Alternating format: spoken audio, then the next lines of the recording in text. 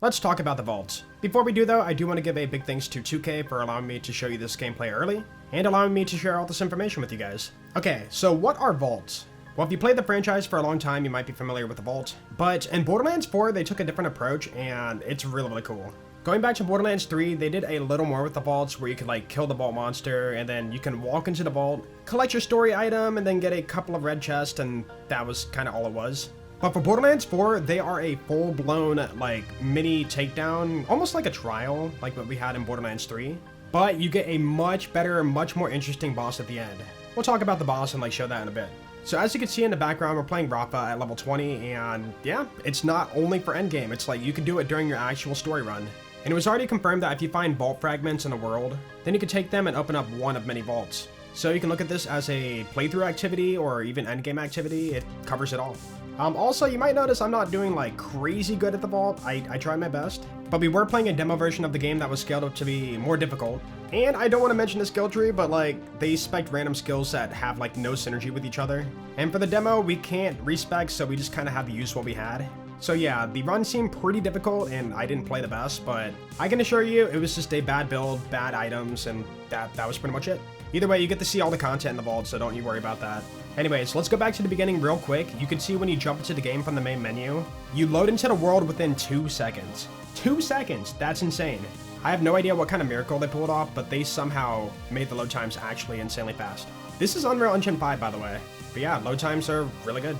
For the demo, we were already inside the vault, so we don't get to see like, you know, using the vault fragments or entering it. But I will say, just like the rest of Borderlands 4, aesthetically it's beautiful. They did a really good job on that. And they really went with they want you to feel small inside this vault. So the map inside is not like extremely large, but like they space everything out, you know, you're taking jump pads to traverse the large landscape. And I think that's a good touch. Alright, so how do vaults work? Well, once you're inside, you can, you know, shop at your vendors before you take on the content. That is a typical Borderlands thing. And then you take a jump pad to the first encounter. Like I mentioned, these are similar to takedowns or trials, so you're going to have a mobbing area, a second mobbing area, a third mobbing area, and then you finally have your big boss. There is a little bit more in between, but we'll get to that when we get there. So for this vault, we were taking on a bunch of Order guys. And if you don't know, the Order faction are like the enemies in this game to the Vault Hunters. I don't know if this is canon, like they already found their way into the vault and are trying to harvest like vault tech.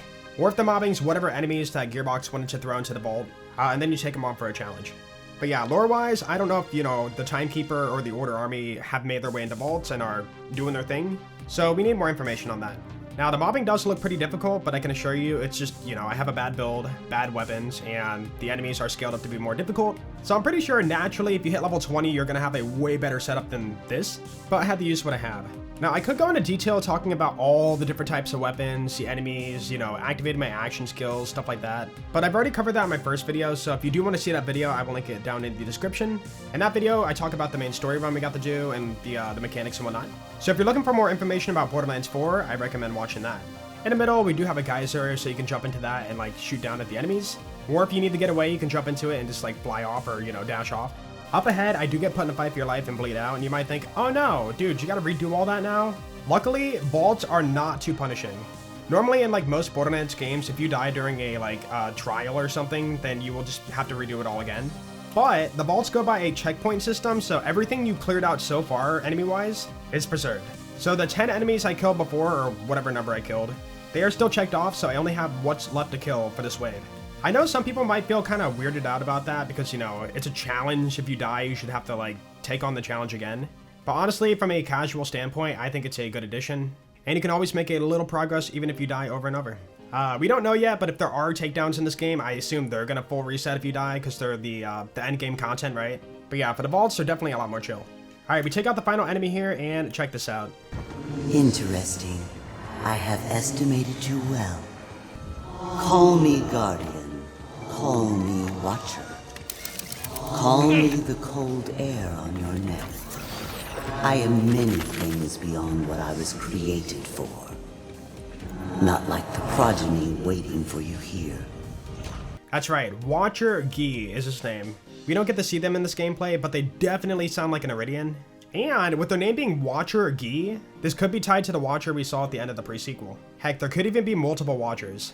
Alright, so the first area is done, we can take the jump pad to the second area. And again, look how massive this map is. Everything's so spaced out and you feel so small. In between encounters, you will land on a mini island that has like ways to re-scavenge ammo. And I guess it's a good time to mention it, but this game has weighted ammo drops. Thank you.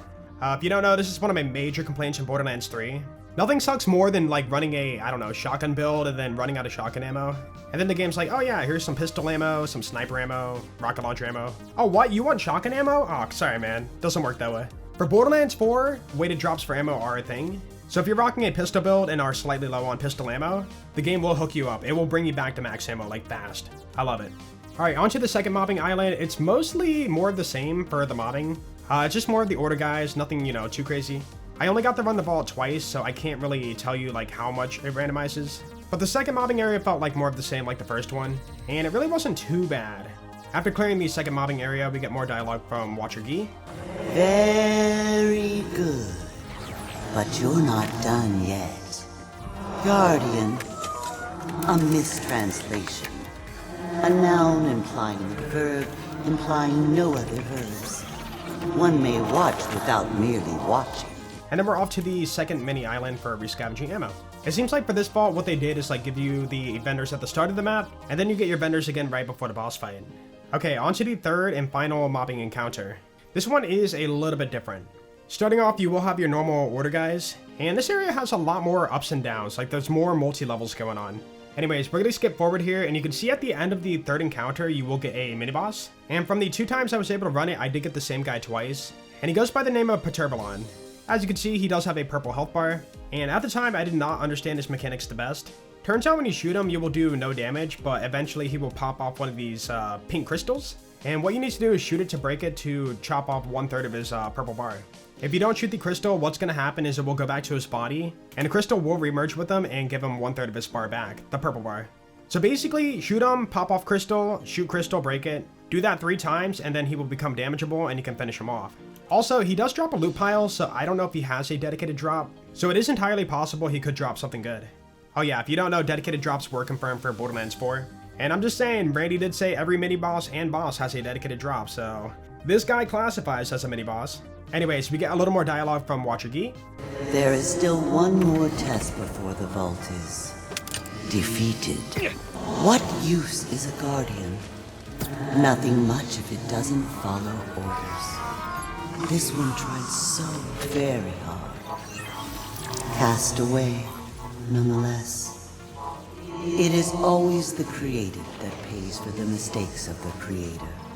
And it is now time for the final encounter, which is going to be the boss fight. Before we do though, we do have 2 vendors, so you can shop them for new items or, you know, buy your ammo back. And it's now time to take on the boss. Inceptus, the Primordial Guardian. Remember, in the lore, vaults are these things holding monsters back from like getting into the real world. This vault contains Inceptus, and he's the big boss fight. And I'm just gonna say right now, the boss fight is insanely cool. There's so many mechanics, it's way more fleshed out. Like, no joke, this guy feels like he could have been a raid boss, but he's not. He's just a normal boss in this game, or I guess a vault boss. So yeah, this guy might feel familiar. It's because he's that plant boss we saw in the early trailer for BL4. Don't mind me though, I'm learning the mechanics for the first time. I didn't understand what to do, so I learned it later on. You might notice when I look at him, you can see these grapple spots on his body. If you do grapple those spots, what's going to happen is you will rip off the armor and expose his crit spot, and then you can shoot those and do more damage to him. Silly me though, I didn't see it at the time. I was so focused on like everything else happening, but eventually I did learn that. Also, if you fall in a fight for your life, the enemies in the arena that spawn are super duper weak, so second ones are extremely free. Also, scattered around the edges of the arena, you have these like different white beams. These are ammo drops, so you can pick them up if you need them and replenish your ammo. All right, now for the part where I played dumb for a bit. I had the creative director Grant Timmons behind me from Gearbox, and he was behind me just going, up, dude, up. And I'm like, I'm jumping, what do you mean? I don't know what to do. And then he was like, no, look up. And I'm like, oh, those grapple spots on the ceiling. I should probably, you know, do that. And it was at this point I was still not doing the mechanic right. Basically, you get off the floor to avoid the corrosion puddle on the ground. And when you're on these things, they will break off and fall down, so you have to grapple to a new one. But during this, what you need to do is shoot the top portion of the cocoon. There's a lot of crit spots on top you can't see from the ground. And when you do enough damage, what will happen is the boss will plop out of the cocoon and fall over on the ground. Like, he will be stunned, so you can like get a bunch of good hits in. If you don't knock him out of the cocoon, he's just gonna fall down normally, and then the boss fight resumes. Outside of that, that's pretty much all the mechanics. He can do like a tail whip attack and like, you know, jump at you. But yeah, that's the main gameplay loop for this boss. You might think, oh man, this boss fight's really slow, there's immune phases, but it was actually confirmed that if you can do enough damage, you can just skip every immune phase and kill the boss fast. Again, my build sucked, I didn't have good weapons, and I didn't know the mechanics for the boss fight. So when it comes to farming this guy, he is not that bad to farm, and you can kill him pretty fast, if you have a build. Anyways, I get my first kill here, and I don't get a dedicated drop, but I do get it on the second run, so I will show that footage in a second. You will serve. We have need of vault hunters, and you have need of the vaults and their power. I feel stronger. Until next time, vault hunter. And this guy drops a small loot pile. You can see here we got a blue, a couple greens, some whites. They did say for this game they want you to climb the rarity scale. They're not just going to give you insane drops all the time. And remember, we're still like slightly early game. We're only level 20. Alright, so what do you do after the boss fight? Well, you're going to see behind you, you're going to have this like grapple spot to a like portal. You grab that and then you're given your big reward. So at the end of a vault, you will get a big upgrade. You can see here, I will pick it up. You become all glowy and then you get a quality of life upgrade. In this case, I got a glide pack upgrade for faster regen. So after I deplete my dash meter, flight meter, whatever you want to call it, it will now regen slightly faster. Very cool. Also, you get 2 red chests. You can loot those up and get some decent rewards out of them. And someone actually pulled a legendary out of a chest here. There was about maybe 10 of us in the room gaming. And out of the 15 to 20 kills total out of all of us, only one person pulled a legendary. So it seems like legendaries are not going to be free to get in this game. As a world drop, that is. Alright, so what do we do now? Well, we actually can refarm the boss right away with the Moxie Encore machine. This is the big feature that we've been begging for in the Borderlands franchise. A way to refarm bosses without save quitting. I'm gonna tell you right now, I was shocked to see how they pulled this off because never in a million years did I think they would ever do this. But with this machine, you can pay a small amount of money and respawn the boss right away. But not only do you respawn the boss, but you also have no loading screen or anything. You click the button, take the jump pad, and go straight back to the fight. No loading whatsoever. Also, you don't have to redo all the mobbing just to get your 1 kill again. You go straight back to the boss fight. I'm gonna jump forward here and go to a playthrough with Vex. You can see I pay for the Encore machine and then take the jump pad back. And there's Inceptus, ready to fight again. Now all the loot from the kill before will be still on the ground. So if you didn't pick up something from before, you can go back and get it. Also, when you get the kill and exit the arena, the red chests will refresh too, so you can refarm those for even more loot. So each and every time you activate the Moxie Encore machine, you can refight the boss and get 2 free red chests right after. Just a disclaimer, I don't know if this is how every vault's gonna work, we only got to play the 1 vault. But if that is the case, we can go straight back to the boss fight, get some red chests, and everybody's gonna be happy. Alright, I mentioned it earlier, we got the dedicated drop from this dude, so what is it? The dedicated drop is a TDR shotgun, and we can confirm this too because multiple people did get the same gun. But yeah, it's a TDR legendary shotgun called the Husky Friend. It does shoot like a normal shotgun, but the alternate fire mode is what makes it special. It summons a little rocket launcher companion. Oh, and you can pet him too. Unfortunately, I was at the end of my play session, like we had limited time to play this demo. So I barely had time to test out the gun, but I did get a couple shots in. I will say the legendaries feel decent, they're not like terrible. And my little rocket launcher companion actually did a decent amount of damage. Again, I don't have a build, so it could probably do a lot more. My skill tree was horrid. At this point, the 2K employees politely tapped me on the shoulder and said, alright bro, it's over. And I was sad, so I had to save quit and quit the session. Anyways, what are my final thoughts on the vault so far in Borderlands 4? Well, we only got to play 1, but from the 1 we played, it was actually a lot of fun.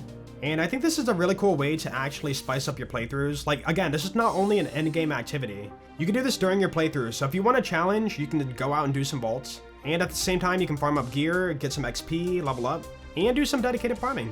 As for my complaints, I'm gonna be honest, I can't really think of many. The only thing I can think of is like you're fighting the same like order enemies you fought in base game. But everything else is good. You're getting lore from the Watcher, you're getting a mini boss fight, you're getting a big boss fight, you're getting a red chest farm, you're getting an upgrade for your like quality of life stuff. Yeah, it offers a lot. Anyways, be sure to comment down below what you guys think about the vault so far in Borderlands 4. I want to thank you guys for watching, I hope you have an awesome day, and I will see you in the next video. Peace out.